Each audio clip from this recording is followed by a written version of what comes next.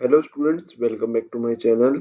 आज की इस वीडियो के अंदर हम the limited liability partnership act के बारे में पढ़ेंगे जो 2008 में आया था। इस वीडियो के अंदर आप मीनिंग, इसके फीचर्स, इसके जो भी एडवांटेजेस होते हैं, इसके डिसएडवांटेजेस और क्या डिफरेंस है पार्टनरशिप में, कंपनी में और एक एलएलपी में, इस चीज को आप समझ जाएंगे। ये टॉपिक बिजनेस लॉ या फिर बिजनेस रेगुलेटरी फ्रेमवर्क सब्जेक्ट के अंदर आएगा और किसी भी यूनिवर्सिटी के स्टूडेंट्स के लिए ये जो वीडियो रहेगी वो उनके लिए हेल्पफुल रहेगी। तो चलिए चलते हैं नेक्स्ट स्लाइड में और देखते हैं इस एक्ट के बारे में। एलएलपी यानी लिमिटेड लायबिलिटी पार्टनरशिप, ये एक ऐसा बिजनेस स्ट्रक्चर है जिसके अंदर पार्टनरशिप के और कॉरपोरेशंस या फिर कंपनी के जो भी एलिमेंट्स होते हैं उनको कंबाइन करके डाला हुआ है। जो भी इसके एलिमेंट्स हैं उसको कंबाइन करके एलएलपी के अंदर डाला हुआ है। एलएलपी के अंदर जो लायबिलिटीज होती है पार्टनर्स की, वो कैसे रहती है? लिमिटेड। मतलब क्या मतलब है इसका? कि they are not personally responsible for the business debt and liabilities. कि बिजनेस को अगर किसी भी तरह का कोई नुकसान होता है या बिजनेस के ऊपर किसी तरह से कोई डेट आ जाता है या कोई लायबिलिटी है जो उनके ऊपर आ जाती है, तो पार्टनर्स जो हैं वो पर्सनली रिस्पॉन्सिबल नहीं होंगे, क्योंकि एक एलएलपी एक सेपरेट लीगल एंटिटी है। इसका मतलब ये है कि ये एक बिजनेस है और बिजनेस का लॉस बिजनेस तक ही रहेगा, ना कि उसके पार्टनर्स तक ट्रांसफर होगा। तो जो पार्टनर्स हैं वो यहाँ पर पर्सनली रिस्पॉन्सिबल नहीं होते, इसीलिए इसको क्या बोला गया है कि लायबिलिटीज लिमिटेड है और लिमिटेड लायबिलिटीज यहाँ पर वर्ड यूज किया गया है। अब ये कौन है जो इस तरीके का बिजनेस स्ट्रक्चर जो यूज करते हैं? वो है आपके ऐसे लोग जो प्रोफेशनल सर्विसेज बिजनेसेस करते हैं, प्रोफेशनल सर्विस बिजनेसेस करते हैं, जो कि जैसे कि लॉ फर्म्स, अकाउंटिंग फर्म्स या फिर कंसल्टेंसीज। ये ऐसी बिजनेसेस हैं जो इस स्ट्रक्चर को फॉलो करते हैं। Features of LLP. अब एलएलपी के क्या फीचर्स रहेंगे? पहला है कि जो लायबिलिटी है, जो कर्जा रहता है किसी भी बिजनेस का, एलएलपी के अंदर वो लिमिटेड रहेगा। आपकी पर्सनल एसेट्स को किसी तरह से कोई नुकसान नहीं होगा, वहां से कोई भी रिकवरी नहीं की जाएगी। दूसरा, सेपरेट लीगल एंटिटी। कि लिमिटेड लायबिलिटी पार्टनरशिप क्या है? एक डिस्टिंक्ट लीगल एंटिटी है जो पार्टनर से क्या है, डिफरेंट है। मतलब पार्टनर्स अलग होते हैं और उनका जो बिजनेस होगा वो डिफरेंट माना जाएगा, जो किसके अंदर? एलएलपी के अंदर। तो एक क्या है? ये सेपरेट लीगल एंटिटी। फिर उसके बाद आएगा पार्टनरशिप। पार्टनरशिप स्ट्रक्चर, इसके अंदर क्या अलाउ होता है? ये अलाउ करता है कि एक फ्लेक्सिबल मैनेजमेंट स्ट्रक्चर बन जाए आपके बिजनेस का, जहां पर जो पार्टनर्स हैं वो मैनेज कर सकें बिजनेस को डायरेक्टली और अपॉइंट कर सके मैनेजर्स को। ठीक है, इसके अंदर आप मैनेजर्स भी अपॉइंट करते हैं और बिजनेस को डायरेक्टली पार्टनर्स ही क्या करते हैं, मैनेज भी करते हैं। तो एक फ्लेक्सिबल मैनेजमेंट स्ट्रक्चर है। ठीक है, दोनों ऑप्शंस आप लगा सकते हैं कि आप मैनेजर्स को भी अपॉइंट कर सकते हैं या फिर आप खुद भी बिजनेस को ऑपरेट कर सकते हैं, उसको चला सकते हैं। तो एक फ्लेक्सिबल मैनेजमेंट स्ट्रक्चर इसके अंदर बनता है। फिर आएगा आपका no maximum limit on partners. कि कितने पार्टनर होने चाहिए, इस पे भी कोई लिमिटेड आपको एक्सटेंड नहीं दे रखा। जैसे कि हम देखते हैं प्राइवेट लिमिटेड कंपनी जो होती है, वहां पर जो पार्टनर्स हैं वो लिमिटेड होते हैं, but LLP does not have a maximum limit on the number of partners. कि कितने पार्टनर्स होने चाहिए, एलएलपी ये एक लिमिट नहीं लगाती, कितने भी number of partners LLP can have. No mandate auditing. LLP के अंदर जो ऑडिटिंग होनी चाहिए वो मैंडेटरी नहीं है। ये अप टू द बिजनेस है कि उनको ऑडिटिंग करवानी है या नहीं। The LLP with a turnover below a certain threshold are not required to undergo mandatory audits। कि सभी को ऑडिट करवाना मैंडेटरी नहीं है, जैसे कि स्मॉल बिजनेसेस जो होते हैं जिनका एक लेवल तक ही टर्नओवर है, बिलो लेवल तक, उनको ऑडिटिंग करवाना मैंडेटरी नहीं है। उससे जो बड़े बिजनेसेस हो जाते हैं उनको ऑडिटिंग करवाना मैंडेटरी होता है। फिर उसके बाद आएगा last point, taxation. LLP are taxed similarly to partnerships. जैसे कि पार्टनरशिप्स टैक्स की जाती है, ऐसे ही LLP में टैक्स लगाया जाता है, जहां पर प्रॉफिट जो है वो पास होता है कहां से, इंडिविजुअल पार्टनर्स से, individual partners for personal tax obligations. जो प्रॉफिट पास होता है इंडिविजुअल पार्टनर्स को पर्सनल टैक्स ऑब्लिगेशन, उनको टैक्स पे।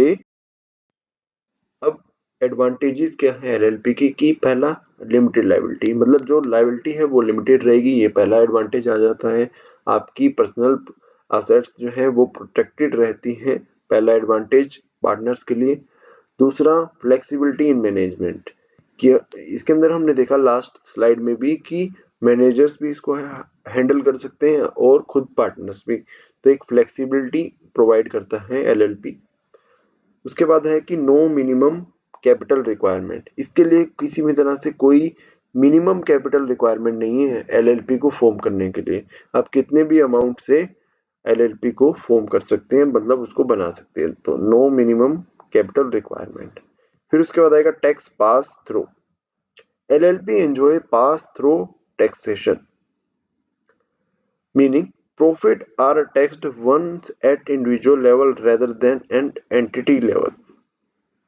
मतलब जो प्रॉफिट पे टैक्स लगेगा ना, वो आप एक ही बार उसको पे करेंगे इंडिविजुअल लेवल पे, ना कि किसी एक एंटिटी लेवल पे, जिससे कि जो डबल टैक्सेशन लगता है वो अवॉइड किया जा सके। मतलब जो पार्टनर्स होंगे उनको इंडिविजुअल लेवल पे टैक्स देना पड़ेगा प्रॉफिट में से, बजाय कि एक कंपनी के रूप में। फिर उसके बाद आएगा डिस्टिंक्ट लीगल एंटिटी, कि इसको एक अलग एंटिटी माना गया है, जिसकी खुद की क्या है, लीगल एग्जिस्टेंस है, जो कंटिन्यू कर सकता है अगर पार्टनर्स चेंज हो जाएं तब भी। मतलब पार्टनर्स कितनी बार भी उसमें एंटर हो सकते हैं, कितनी बार भी उसमें एग्जिट कर सकते हैं, नए पार्टनर्स उसमें ऐड हो सकते हैं, पुराने वाले लीव भी कर सकते हैं। पर जो एलएलपी है वो एक लीगल एग्जिस्टेंस के साथ है, जो लगातार चलती रहेगी।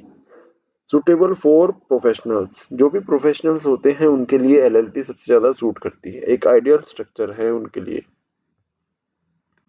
जैसे कि लॉ फर्म्स की बात करी हमने, अकाउंटिंग फर्म्स की बात करी, या फिर कंसल्टेंसी बिजनेसेस की।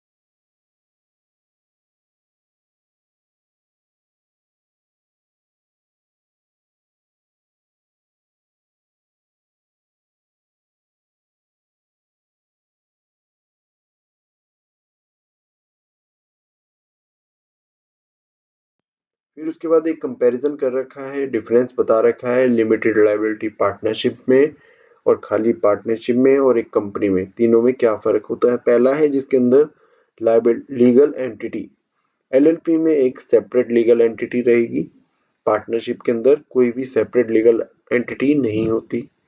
इसका मतलब जो पार्टनर्स हैं वो जिम्मेवार होते हैं, उनकी जो एक फर्म बनी है या पार्टनरशिप उन्होंने करी है वो अलग से एंटिटी नहीं मानी जाती लॉ की नज़र में।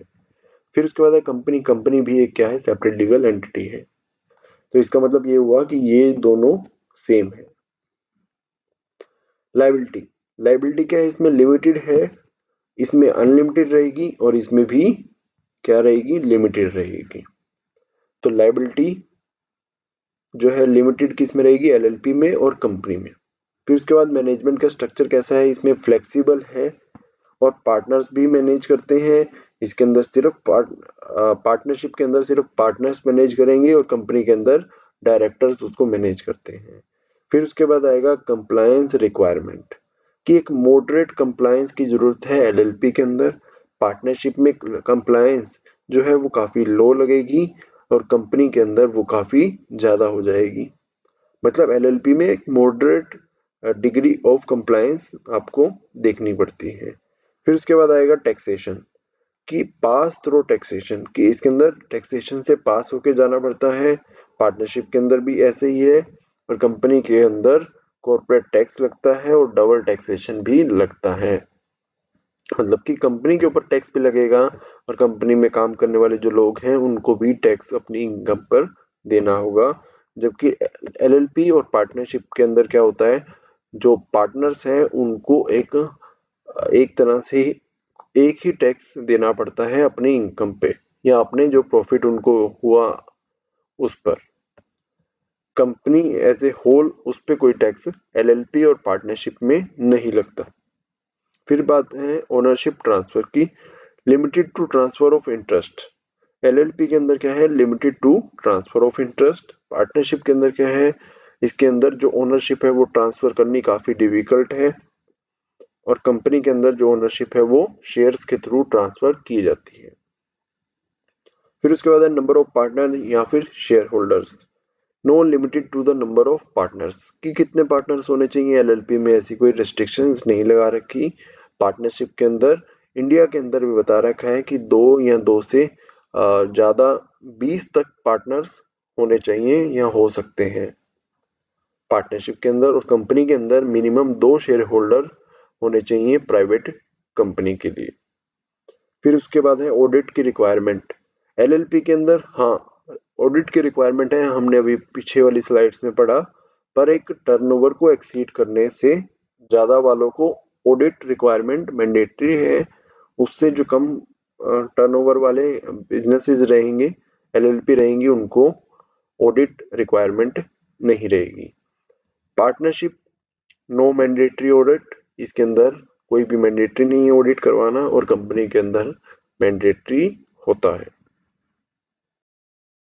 फिर उसके बाद देखेंगे इन तीनों में सबसे मोटे मोटे डिफरेंसेस क्या है, मतलब की डिफरेंसेस क्या है इन तीनों के अंदर, या और अदर डिफरेंसेस क्या है। लाइबिलिटी, लाइबिलिटी की बात करें तो पार्टनरशिप के अंदर जो लाइबिलिटी रहेगी वो क्या रहेगी, अनलिमिटेड। इसका मतलब है कि वो पर्सनल भी रिस्पॉन्सिबल रहते हैं लाइबिलिटी को पे करने में बिजनेस में, किसके अंदर, पार्टनरशिप के अंदर। एलएलपी क्या है, पार्टनर्स लायबल नहीं है, उनकी जो लायबिलिटी है वो लिमिटेड रहेगी, एग्रीड अपॉन द कंडीशन, ठीक है। और कंपनी के अंदर क्या हो रहा है कि जो लायबिलिटी है वो लिमिटेड रहेगी वैल्यू ऑफ शेयर्स के लिए, जो भी शेयर होल्डर्स के पास मौजूद है। फिर उसके बाद है मैनेजमेंट। पार्टनरशिप के अंदर होता है कि all partners are actively involve in the management, कि जो पार्टनरशिप के अंदर जो भी पार्टनर्स हैं वो सभी एक्टिवली इन्वॉल्व रहते हैं। एलएलपी के अंदर क्या होता है, एलएलपी के अंदर जो मैनेजमेंट है वो काफी फ्लेक्सिबल है, मैनेजर्स भी इसको मैनेज कर सकते हैं और पार्टनर्स भी। कंपनी के अंदर क्या होगा, ये मैनेजमेंट जो है वो डायरेक्टर्स के थ्रू मैनेज की जाएगी। Manage is done by directors या फिर share holders are usually not involve in day to day decisions. और जो शेयर होल्डर होते हैं उनको कभी कभार क्या होती है जनरल मीटिंग के अंदर उनको इंक्लूड किया जाता है, per day to day decision जो लेने होते हैं उसके अंदर शेयर होल्डर्स को इंक्लूड नहीं किया जाता। फिर आएगा next taxation. LLP and partnership benefit from pass through taxation. LLP और पार्टनरशिप में जो भी पार्टनर्स होते हैं उनको एक ही बार टैक्स देना पड़ता है जो भी वो प्रॉफिट कमा रहे हैं। Profit are taxed only once at individual level. कहाँ पर? एलएलपी में और पार्टनरशिप में। कंपनी के अंदर कंपनी लेवल पे भी एक, क्योंकि कंपनी एक अलग एंटिटी है तो उसको भी टैक्स देना पड़ता है, और जो शेयर होल्डर पर्सनली गेन कर रहे हैं उस पे भी उनको टैक्स देना पड़ता है। Share holder are taxed again when dividends are distributed.